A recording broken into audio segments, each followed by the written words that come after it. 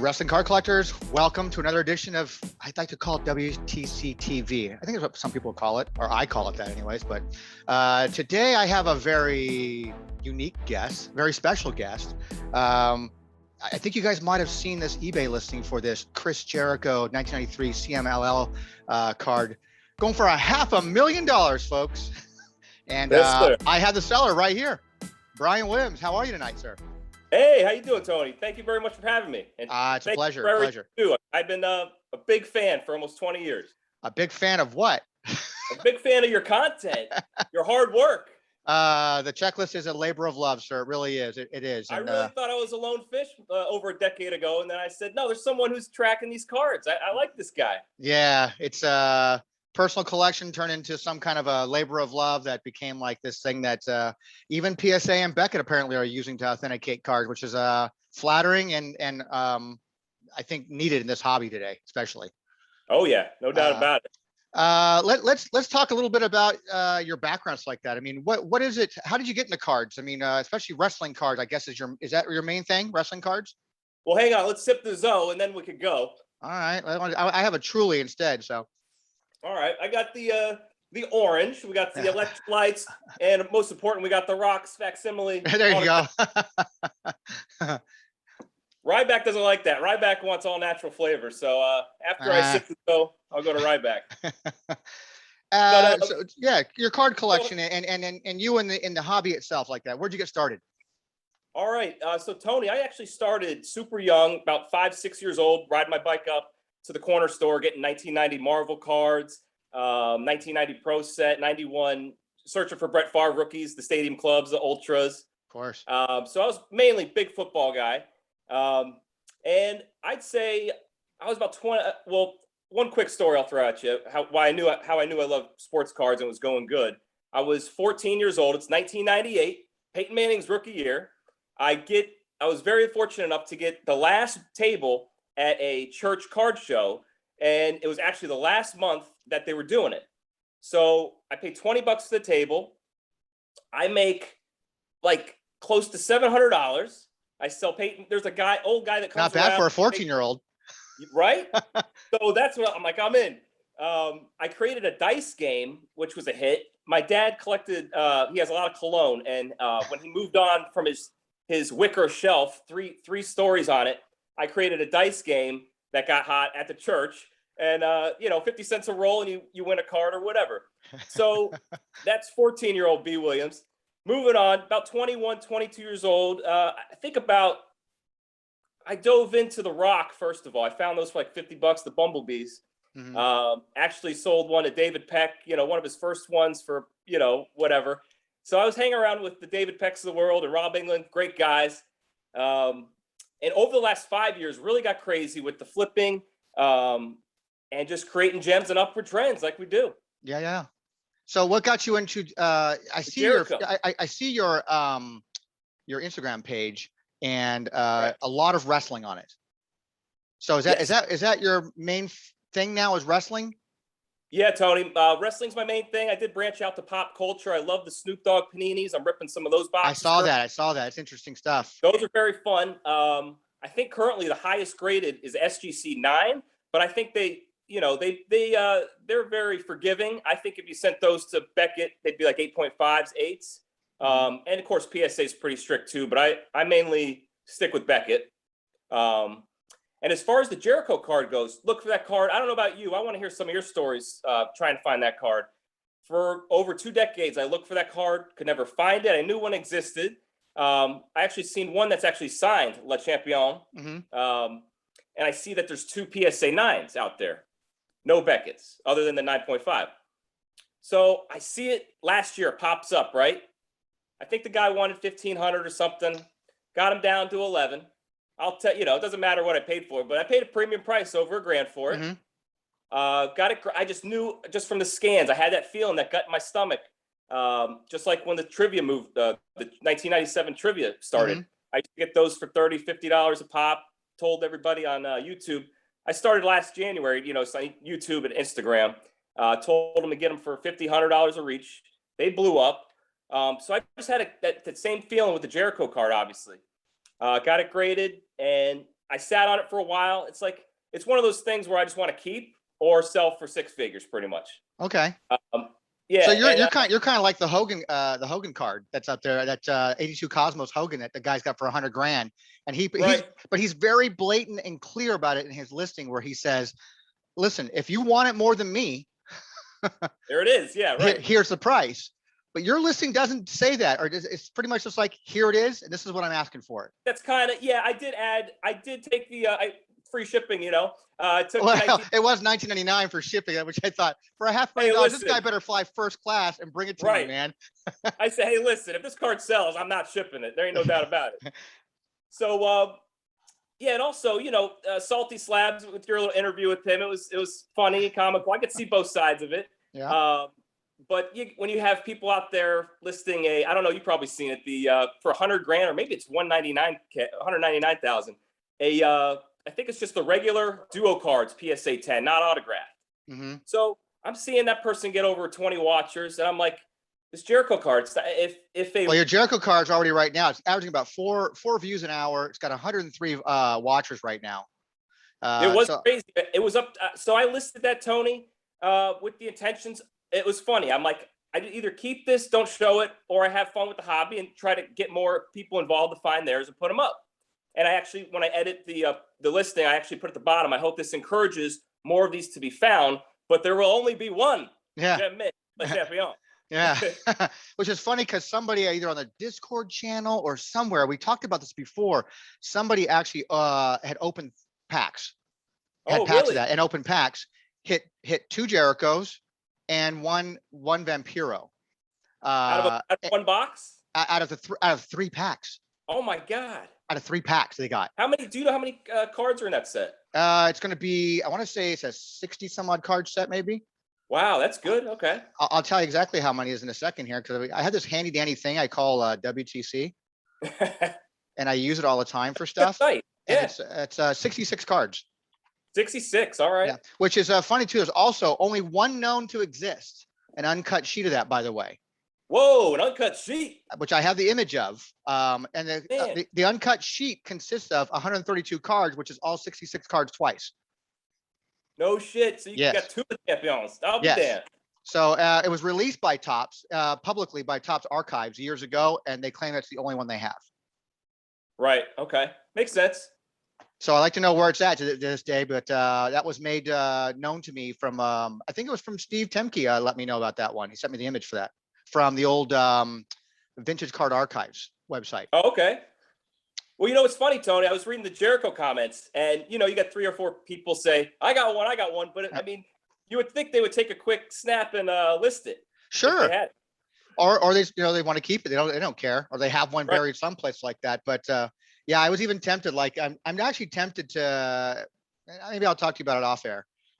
Tempted to give a certain someone a text and stuff like that, and see if we can get him involved in this. But it's got. I mean, I looked on eBay. I looked on eBay. There's no sales of anything from that entire set. By the way, if you just do a search of 1993 Topps CMLL, there is nothing sold in the last 60 days of anything from that release. So there's no question this card set, even the card is rare. It's hard to come by. I'm sure there's someplace, like most of the stuff that's 97 Panini stickers and things like that, is sitting somewhere in a warehouse somewhere of at least some cases. Hopefully somewhere in Mexico. We'll see. Now, how did you acquire this card in particular? Where'd you get it from? eBay. Yeah, it was posted last year, about a year and a half ago. I want to say. Okay. Got them down to 1,100. Okay. That was the number. Let's. I mean, we're talking about a card that you're asking. You're listing for $500,000. We get it. There's some hype about it. So you're being your own hype machine on this, which is, I get it, because you want to try to put eyes on the product. Are you hoping someone out there goes, I ain't gonna give you $500,000 like that, but I'll give you 100 grand. You know, right? I would. It's one of those things, Tony. So I've declined. I don't know if you've seen it or not, Jeremy Padower on Jericho in February. Yep. He said he would pay 10K for a high graded one. He's offered me more for that offline. Sure. So, and even if I made that transaction, let's just say I couldn't do it for 20K. I couldn't do it for 30K. I know that. Now, Well, you've already said in your mind, it's a six-figure card for you. That's what it's going to take to get it out of your hands. Right. But I'm saying when it's at, you put yourself in that situation when you actually have that opportunity, like here's 50K cash. Do you want her to leave it? The minute that transaction happens, I instantly have that. I need that card again. I don't want that to happen. So, like I said, before I listed it, I fully intend on keeping it, but let me show the hobby. Let me stir up, I wanted Jericho to see it, and I listed it 5 weeks later. He did what I thought would happen. Yeah. And, which is great. If I don't ever sell the car, I'm perfectly happy. I could create my own Instagram with Corazon De Leon and take pictures daily with them. Sure. Well, some might say it's just a ploy of you to go out there and try to get Jericho, be on Jericho's podcast, or to get backstage, or do something, that's what you're using it for. Yeah. I mean, that would be fun. I mean, that's what the hobby's about, right? Being fun, being creative. Sure. If Vegas Dave could buy a courtside seat to a Lakers game or whatever game for one of his purses, I could go to a game and buy a ticket for my Corazon De Leon and make headlines too. But it's just creative stuff like that. Would I sell the card? Yeah, but like I said, it'd be close to six figures, or I wouldn't even think about it. So six figures for sure. It sounds like that's a no-brainer at six figures. I mean, yeah, and because we recently did, I think on Zan and I did Worlds Collide, our Worlds Collide podcast. Shout out for that. Go check it out. Subscribe. We have a lot of interesting stuff there. We talked about one of our roundtable sessions, and my question was for the group to talk about was, what do you think will be the first six-figure wrestling card out there? Because we don't have one yet. That's it. And would you consider the Rock's, Bumblebee card? No, it's a football card, not a wrestling card. But if a wrestler, yes. But this would probably become the first six-figure card then. Right. That's what I was thinking. And Tony, man, I'm telling you, the last 2 years, I just, even before that, it was good to get a head start on the trivia movement, having those ready to go, creating those gems. I mean, I must have created over 20 gem rocks. I mean, I haven't looked at the pop report, but pretty darn close. So it was just fun. Like, I only got 3 hours of sleep a night for almost a year and a half straight. So I had my fun. I did my hard work, and I truly feel deep down that if any card is going to break a record, it's this Jericho. Why Jericho over a Rock or a Hogan? Well, I think it's about timing. I don't know when the timing will be for that card, whether if it's when his son comes up, when he retires, when something, I'm not sure when the right buyer comes along, when Jeremy wants to up it and stop lowballing me. Just kidding, why wait for Jeremy? Are you kind of letting me wait? And what do you want, like a celebrity guy come in with some extra money, come in and buy it up? Yeah, anybody. Yeah, that's what I'm saying. Anybody that wants to jump in, I mean, it's six figures will probably get it done. But again, like it's kind of tough, Tone, because let's say we start seeing a couple more pop up. I don't necessarily think it's a 1993 card. And how many have we seen in 20, 30 years? Not very many. It's kind of weird. And that's another, like I said, it's another reason why I posted it. I wanted to create, maybe someone else can pop one up. Let's get it going. Well, we have scarcity. That's a key factor, scarcity, of course. But it's a test. It's a test to see. Sure. Yeah, But I mean, wouldn't an 81 Poppy, also kind of fit that bill too? Totally. That seems to be even harder to find. Well, just like, yeah, absolutely. The 81 Pop, that's another candidate. Speaking of candidates, when when shit really hits the fan in this country, 2032, maybe early, whatever, the Rock's going to come through sooner or later, and then that's going to be the next push that the Rock will take wrestling cards on his back. Then there's going to be, we saw the skyrocketing effect the last 2 years. Sure. Now we're on a huge decline. But you're safe with your goats. Rock, Hogan, Flair. Always safe with your goats. Yeah, just stick with your goats. But even those floor levels of those guys have, they were sitting at a certain level at one point, have skyrocketed over the last year and a half, 2 years, and now have kind of come down, but not to those old levels again. Now those levels are higher, but they're leveled now. So we're definitely at a, the market's sort of correcting itself a little bit in a sense. Yeah. But I think it has no place to go but up if we get some more love from people on wrestling anyways. I mean, God, even Right. the new eBay thing that just came out for the market price things like that, wrestling's not included in that. Of course. It's not. It's like We're everything always else. last. Yeah, I think someone tweeted it. I think Zan tweeted it's like that, always wrestling never gets any love. And I'm like, dude, we're always invited to the party last. He goes, if ever. Right. And it's just, it's true. It's true. Wrestling gets no love. And in your experience, and why do you think that is? Why do you think wrestling cards don't get a lot of love? And my opinion has been well stated, and that is that it just doesn't have as many zeros behind it as football does and basketball does. And because there's no zeros behind investing in wrestling cards, people don't want to get into it as much and spend as much money as basketball. Now you're offering something like a Jericho card that has a lot of zeros behind it. That could change the market. That could change all of the market. Yes, that's my hope. I mean, if something like were to happen, it would be that card. I mean, I really feel it, and I don't. Like I said, I just feel like that's going to hold gem for a while. I don't think there's going to be any higher. You might get a couple. I'm surprised the PSA 9s haven't popped up. So I mean, again, so why do you think wrestling cards as a whole for this industry is not getting the love that other industries do? I don't know. I think it's a weird pattern. I think all sports have their times and their patterns. I think we should, us as a wrestling card community should be super stoked at what's happened the last 2 years. So, I mean, you say we haven't gotten the love. I'd say we got a shitload of love the last. Well, we have, but when we're not seeing the same kind of numbers as other sports get. You know what? I think the other numbers for the other sports are kind of, they're going to be kind of off. I think all those people are going to get caught with the bag of money, or the bag of cards, I should say, that right when they bought them at that show last week, they're instantly. Even before then, I've been joking for a long time since that Luka card sold for 4.2 million or 4.1 million. I go, that guy's like 22, 23 years old. He's like one Achilles injury away from being a $4 card. Well, how about yesterday? You're right, Tony. How about yesterday? Or it might have been today, the Justin Herbert patch, 1/1 autograph, $550K. I go, come on, how many Herberts are out there? And that's I know it's a 1/1, and I think others don't even realize that too. Like the print run totals of wrestling compared to other sports is so much less. If they do 1 million basketball prints on any given release, what's that equate to in wrestling? 10 grand, 10,000, 50,000, 100,000. It's still it's a small percentage compared to other sports, which makes even talking base set cards are limited. Yeah.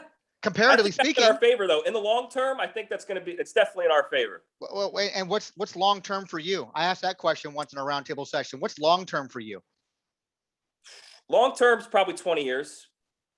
Short, I'd say 10 to 20 years is going to be real good. Things are going to be real good in the wrestling industry. For wrestling cards as a whole? Yeah. I think we're going to see another little bit of a spike coming up here end of the year once these AEW cards come out. It's so good for the hobby. Very excited, yes. And I've never seen, I talked about with Paul from Price Guide. Check out his website, people. It's a Wrestling Card Price Guide. We talk about that saying, we talk about saying that we've never seen a hype like this for a wrestling product. I can't think of any ever. Yeah, there's a lot of buzz. A lot of buzz about that. And you have a company that's willing to talk about it and advertise it. And like they do their figures. I don't see any WWE commercials about figures. I don't see any WWE commercials about any kind of product really. Other than hyping. Those AEW figures go off the shelves fast. Really fast. And then the chase they go for mint. I mean, but wrestling cards I think are going to get a little bit more love maybe at the end of the year from AEW. And I think that hopefully will trickle into other stuff, the WWE product. Independent stuff is going crazy, of course. Love FCW, huge fan of FCW. Yeah, which I will talk to you about, finishing off that checklist, that 2010. That Savannah was only up there because I was the only card I had back then, and that's why I made a checklist. But I either have an email someplace that has some of the checklist left, but I'll just take it from you if you've got the checklist for it.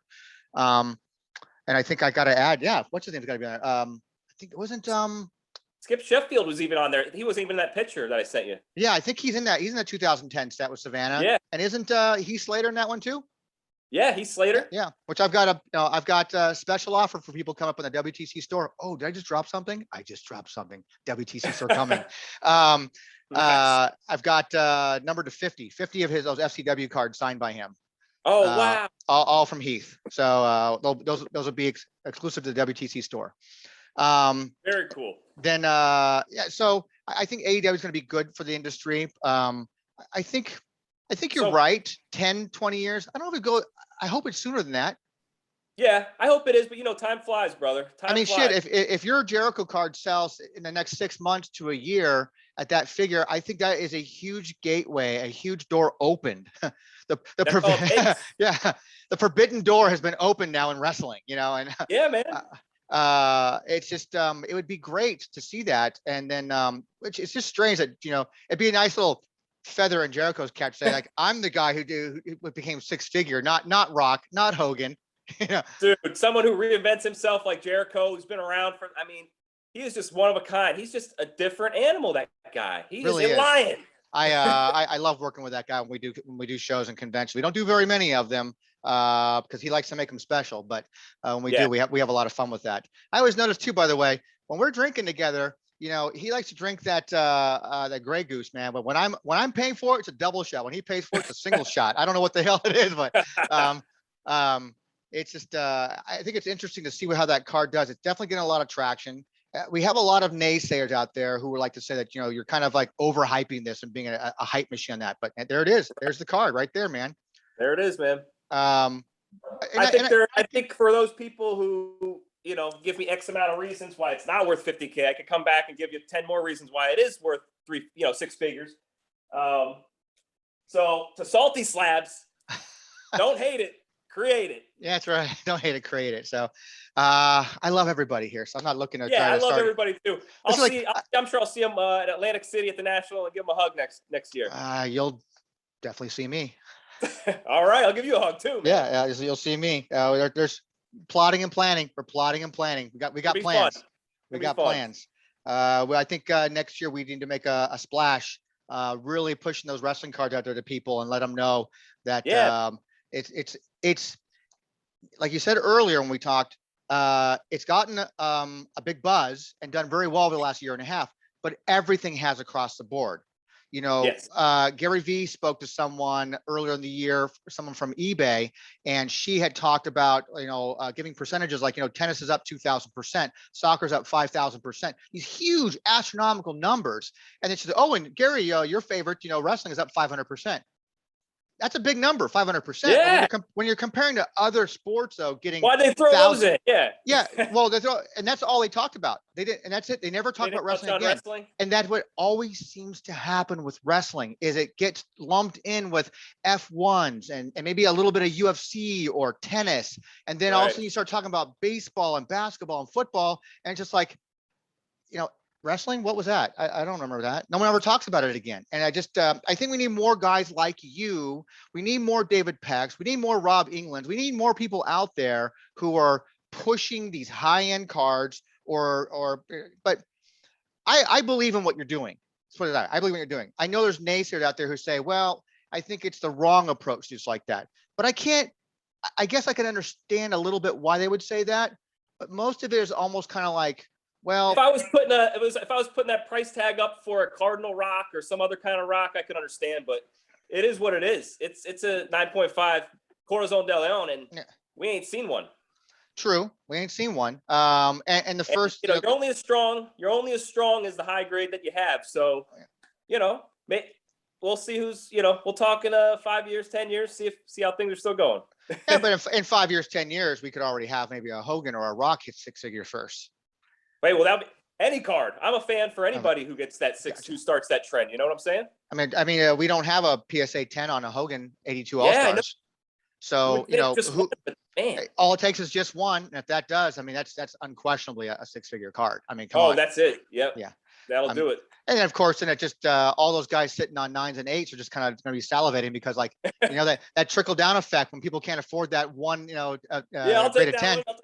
Yeah, it's just a trickle down effect. And I'm a big believer too, like Zan has kind of taught me because the investment side of cards is relatively new for me. I was always a collector, and that's what my website was based on, was my collection. And I had no intention of ever getting anything graded. It wasn't my goal to grade things. It was just to enjoy collecting. Yeah. So when I'm sitting on a Farouk knee brace card or a Hurricane Mass card, I'm like, oh, cool, I completed the set. It's great. I've sold most of those cards over the years, for a good profit anyways at the time. But the last year and a half where we've seen a lot of the big numbers go. I'm just now getting into like, okay, maybe I should send in my my complete 82 Cosmos set, that I have, which I did. I sent it in. And I'm just waiting on it, but I'm not sentimentally attached to it. And to me, I have other aspirations, other goals that I want to do with that money. And so I'm kind of, hoping to get those back, and I'm hoping to quickly move them. I'm not going to sit on them. And, but I get what you're doing. I kind of believe in, you got to be a bit of a hype to get that kind of thing going. You got to generate some buzz. You got to, make it known, like, listen, I'm the only one in the world who's got this.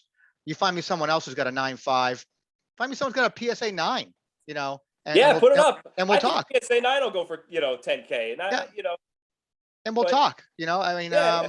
I mean, me personally, you want my personal opinion? What I think that card's worth right now? Yeah. To me, I think that card is only worth between 5 and 10K for me personally. Me personally. But if you got offers from people that are above that, my hat's off to you, man. And I hope that I hope you hit your number that you want. That's going to get out of your hands. But I love the honesty of the Hogan Cosmos cards up on eBay. It's been on there for a while, just every 30 cycles, 100,000. Yeah. But he's blatantly blunt about it. Like, hey, I don't want to see it leave my collection, but if you want it more than me, here it is. That's the thing, man. I don't want any regrets. I don't want to sell it and then regret it, because, and that's another thing that's holding me back too. Fortnite had a big push. I created the very first Black Knight hollow foil. Oh, okay. Went for 20K. So I'm not gonna, you know what I'm saying? It's like, I just gotta go. So I love bowling. I love the 49ers bowling. You like bowling? Yes, I could kind of have a story for you with bowling, comparing it to the Corazon de Leon. Okay. So when you're bowling, you want to get a 300, right? Of course. But when you're in a league, you want to get an 800 series. So bowling a 300 game was purchasing the Corazon de Leon. A bowling series of 800, I graded the card. It's a 9.5. I got my 800 series. But that Fortnite card, that's my highest series. And I'm not going to sell the Jericho for any less than, you know what I'm saying? Sure. You gotta keep climbing the ladder, and it is what it is, like I said. I like it. I like it. To me, as long as it's something that's bringing eyes on the hobby, that's what I want to see. It's like that. I like to see that. I think it's exciting. It's like that. And then you're venturing off into other things. So I mean, wrestling's been predominantly your thing for a while. I mean, you mentioned you got the Snoop Dogs like that, and I think I have a box somewhere of like the old rap. Rap box. Yeah. Right. And then I'm a big fan of that the heavy metal series that came out too, with like the King Diamonds in it. It's like that Iron Maiden. I love that stuff. And I can stumble across that stuff in stores every once in a while. And I'm like, I mean, what is that your next venture, is looking at some of these rap stars or anything pop culture related? Yeah, well, I'm kind of sad, because it's like you want to keep things going.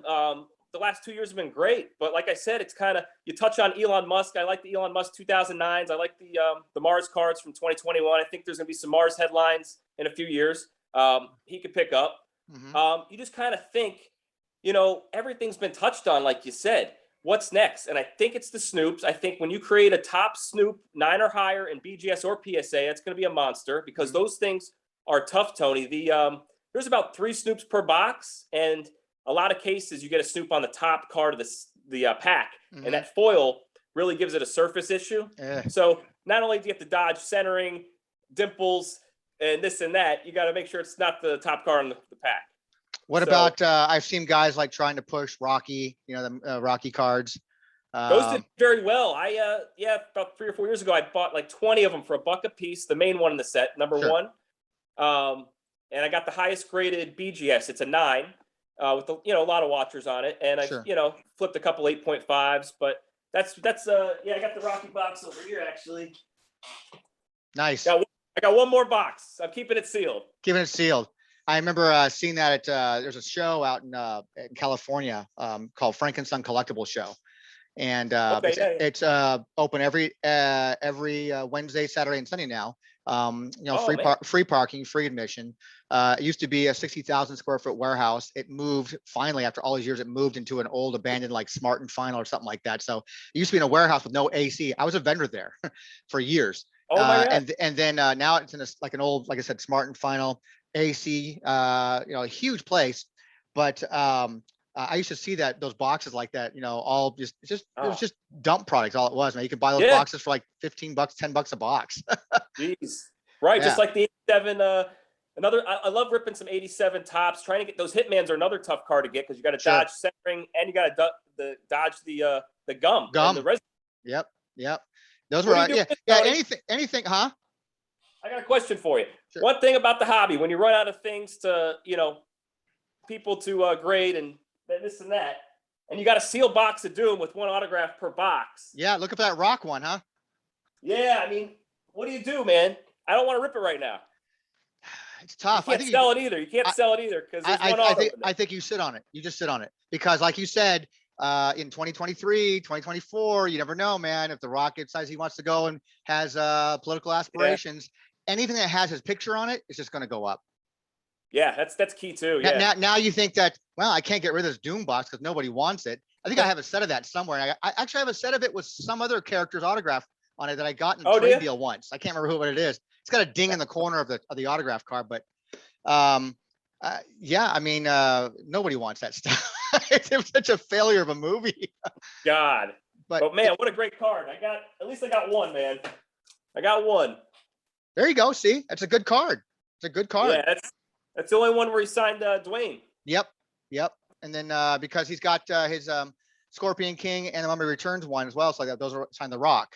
Yeah, those are fun. And here's a fun fact on those, by the way. Those were done by Redemption from Inkworks. Oh. And I used to be very tight with Inkworks, and not so as tight with Rittenhouse, but very tight with Inkworks when a lady who's worked there named Donna. And Donna was my hookup for all the promo stuff and gave me all the tips on what was coming out from Comic-Con every year. And I'd make a fortune off selling promos. And I knew I'd go to the Inkworks booth. She'd hand me my brick of all the promos that were given away. And I already had all the images. I had everything listed. So when some guys on preview night, Wednesday night, would go in and have like 5, maybe 10, maybe they were really jazzy and put 20 listings, I'd have 200 listings put up of all these promos because I knew what I was getting from the manufacturers like that. But fun fact about those Rock autograph cards, by the way, which I think might help, how they're already hard to come by. And there's a reason why they're hard to come by. Because the president of that company, which Inkworks is long gone now, Alan Kaplan, he held those. So you pulled a Rock redemption card, didn't mean you got one. Oh, we're sorry, we're out. What? Because he would keep them, and then he would show up at at Comic-Con San Diego, and he would go over to other people, and he would have the Angelina Jolie autograph card from Tomb Raider. He'd have the Tommy Lee Jones autograph card from Men in Black. He'd have those cards, and he'd stack up, and he'd use them to trade for his own personal collection of stuff. No shit. So that's why, because I think I read somewhere that there's 50 of everybody and maybe 25 of Dwayne. We don't know. Don't know. We'll never know really because I think he held on to a lot of those things, and he was kind of blatant about it at the booth. Like he would have it kind of like you see it in display case, like, well, there's a Rock card right there. How come you couldn't redeem my redemption I sent you, kind of thing? It's like it's right there. Wow. But that's how long ago was this, Tone? We're talking. I was still working for AOL, so we're talking 2001. Wow. No, it was after my AOL days. It was after my AOL days. So maybe 2003, 2004. Jeez. So it was just, it's crazy. It's kind of like when they went out of business, it was like, okay, well, kind of good riddance on that because, here's a company who's around for a short time around, they won, manufacturer of the year 10 straight years through NSU. And it's like, well, because you keep funding them promo cards every issue. That's why. So of course they're going to vote for you, and they make promos exclusive to them, every year. Yeah. So those high end cards like that and the Rock cards were tough to come by as it was. They were done by Redemption only, and you were lucky to get one.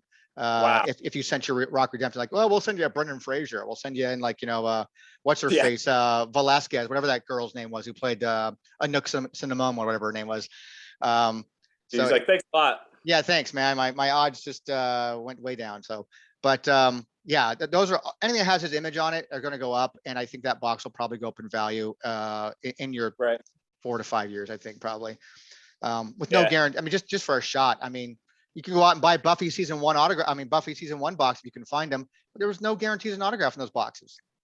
Jeez. So the later releases, season 3, 4, 5, 6, and 7 for Buffy, Yes. yeah, you were guaranteed an autograph in every box. But Right. But the first one, I think even season 2 you might have been guaranteed one, but season 1 you were not. That's where you had a Joss Whedon autograph or an Allison Hannigan or a David Borazano, whatever his name is, like that. You weren't guaranteed those in the box. You got out of a 10 box case, you were guaranteed, I think, maybe 3 autographs. jeez.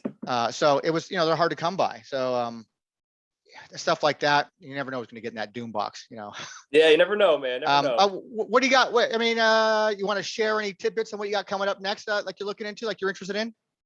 Well, actually, there is one card. I'm calling it Corazon. I can't show it. It's Corazon 2.0. It is a monster. We could talk about it some other time, Tony, Sure. but they're a huge monster. No one knows about it. It's going to be a 2.0 Corazon. But I am doing something. I did send off, maybe we could do another show sometime. Sure. I sent off some recent stuff to Beckett, and maybe we could do like a little reveal or something. That'd be great. Here it is right here.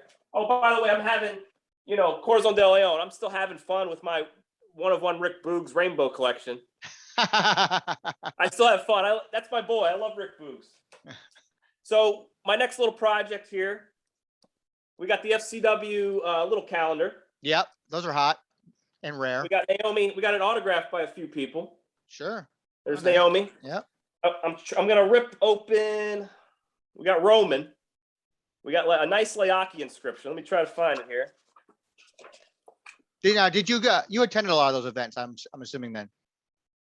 I purchased these afterwards. I caught the tail end of FCW at Dale Mabry when Bray was just doing his video, his previews for Bray Wyatt.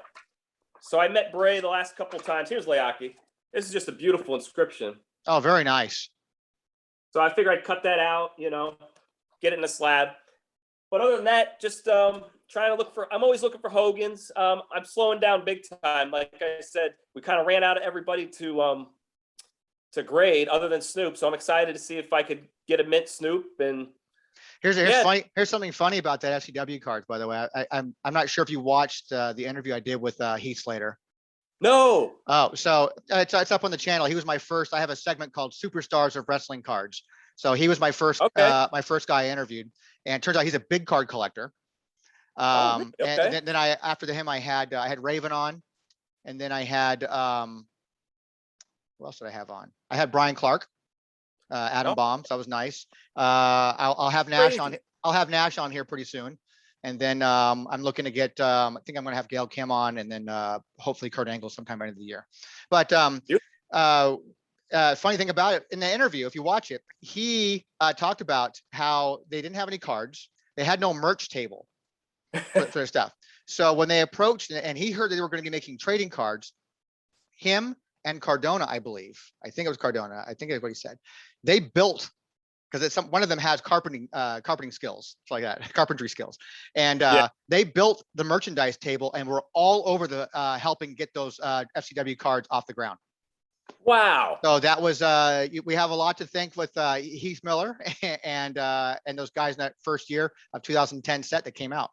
Jeez, that's crazy. So it was just it was fun to hear that he's like, oh yeah. And so we did the interview. He's got all his cards hanging up on the wall behind him. His mom collects all his cards for him, so like that. He puts them in a display of like one of every card he has, and he's opening up his box. Fun, man. He goes, yeah. When you asked me to be on this show, it's like that. I went and got my box in the attic. It's like that, and had to get him out. He started going through his binder of all his cards. It got, he's getting all hyped up. Yeah, 87 tops, 91 championship marketing, 91 Impel. He's got all his cool stuff. It's like, he's like, oh, I love this stuff. This is awesome, man. Who would have thought he's the ambassador of FCW? Yeah, I mean, he's the one who started. He helped, get those trading cards off the ground, man. Jeez, that's awesome. A lot of fun. But yeah, I'm so glad they did that. Beautiful 3 years they did of those. Yeah, sets. And I kind of regret not really chasing after them. And I had a couple here and there, which kind of helped me make the checklist originally, but that was around the time frame that I wasn't really collecting as much. I kind of got out of the hobby of collecting physical cards. and just kind of That's- focusing on collecting data, which Yeah. is still my main thing, by the way. So I encourage anybody ever who watches or listens to these videos, audio, whatever, that if you have information on cards, as long as we can kind of authenticate it in some way, I'm all about educating, all about getting the correct information, all about letting people know this card is legit rare. This card is legit not so rare, you know, Right. and where it came from, UPC numbers, all that crap. I mean, I want all of it. I'm taking it from what it was before, from what you've seen the checklist sites be before, and Yeah. I'm injecting some steroids into it, man, and just kind of like I want everything. I want everything there is to know about a release listed on the checklist in the information section. You have a checklist, you It's can amazing. go like that, but I want to know everything. It's a great thrill working conventions, and you're working with a talent at a table, and someone walks up with a trading card and you go, oh, you collect trading cards? Oh yeah. It's like, you ever heard of wrestlingtradingcards.com? Oh yep, here's the checklist right here. Like, are you kidding me? Like, I'm Tony. I'm the guy who did that. It's a great thing to see people are actually using it. I know it's Yeah. useful. And today, more than ever, with technology and how it is, with bootlegs and with copies, it's important to educate people, let them know what they have and what they're looking for. No doubt, because and you do have to watch out too. It's great to have you, and because I bought those FCWs. Actually, there's someone out there who's making them. Yes. I put it, you know, it's a quick fix. Obviously, take a picture next to the one that you have, and you open a case. But I think that set is just. Did you know that? I think it's. I want to say it's some Beckett website or something. The top cards to get from the 2010 and up. It's like number 43 or 45 on the list is FCW 2011. Oh, good. So it is getting some, but of course it doesn't have the pictures. It has pictures of every card, but it just says because they wanted to do it one by one, and they technically they said Roman, Dean, and Seth, and others are set. So yeah, but no picture, right? No pictures. They just made the list. Yeah. FCW made the list. Again, no love, man, for wrestling. It's like no picture, man. Give me a picture. Give me a picture. Show me something. You know, it's a photo op. Come on. Yeah, I may be hitting you up at some point too for some, like, you know, any of those rare cards that you might have. I might need images for to post on the site. I just want to educate people. That's all I want to do. That's outside of collecting Kurt Angle stuff now. For the first time in my life, I'm a player collector. I just I got my first 1-of-1 not too long ago. Zan sent me a 1-of-1 Kurt Angle. It's awesome.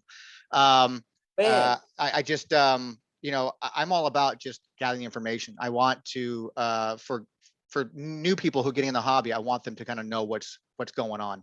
And between my site and Paul's site for the price guide, we're a nice 1-2 punch in the sense of like letting people know kind of a value. And maybe, you know, it's a guide. That's why it's called a price guide. It's not called the price Bible. It's a price guide. And it's just you know, to educate people and having guys like you out there finding these gems, putting these gems out there, making the world kind of see, hey, there's some really cool shit out there. You should be looking at some wrestling cards, man. Not just a bunch of sweaty men, you know, in a ring.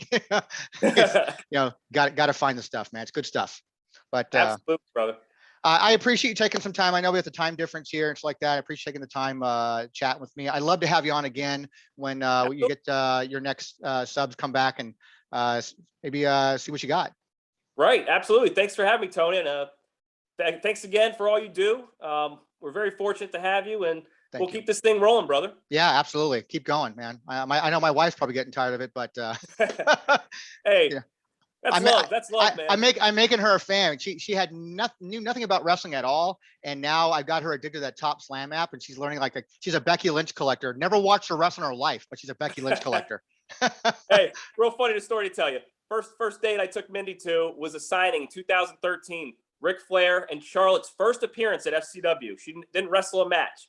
Nice. We're standing in a line. It's on the other coast of Florida, on the East Coast, and there's a long line. And I got my my 78 annual ready for Flair to sign with another something else. I forgot what it was.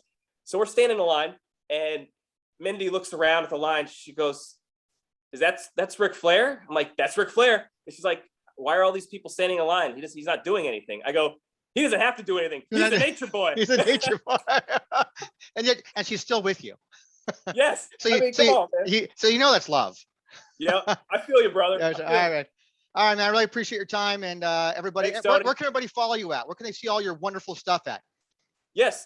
So YouTube, Awkward High Five. That's the number 5. You just type all in all together, hit enter. And we've had episodes, I think 24 going on. We started last January. And also on Instagram, Awkward High Five, baby. Keeps the hobby alive. That's right, man. And for anybody who wants to follow me, you can just go to wrestlingtradingcards.com. Everything is right there in the bottom of that first page and every page of Instagram, Facebook, Twitter. I'm not like Zan. I don't have MySpace, and I don't need any coffee because I don't drink coffee. But I'll take some Trulies or some Monster Energy drinks to get me going. But yeah, check out. I hope you guys enjoy this. Like, comment, share. Let everybody know. That's the card, buddy. That could be the first 6-figure card right there. All it takes is one. That's all it takes is one. And speaking of one, we're done. Talk to you later, man. See you, Tone.